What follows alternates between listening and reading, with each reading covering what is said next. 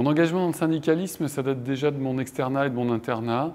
Et ensuite, quand je suis arrivé dans l'hôpital où je travaille encore actuellement, où j'ai senti un peu la brutalité de la direction, je me suis dit que ça allait être important d'être soudé et d'avoir des renseignements suffisants pour être aidé, pour faire respecter l'intérêt des malades et puis les droits des praticiens. Fondamentalement, je suis très attaché aux valeurs du service public. J'apprécie énormément le travail en équipe, le travail pluridisciplinaire, cette concentration d'intelligence et de connaissances dans un établissement et l'absence de lien d'argent avec mes patients.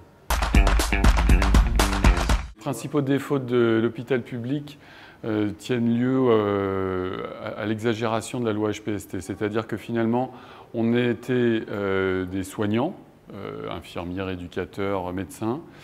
On avait une administration dont le but était initialement de nous soulager de notre travail administratif qui aujourd'hui nous en rajoute, et une direction de l'administration.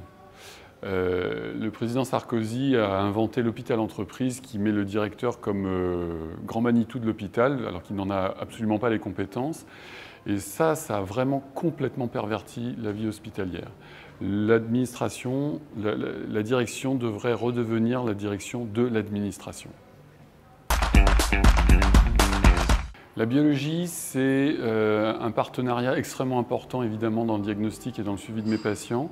La biologie, c'est aussi des biologistes, donc des médecins avec qui on échange, chacun avec notre expertise.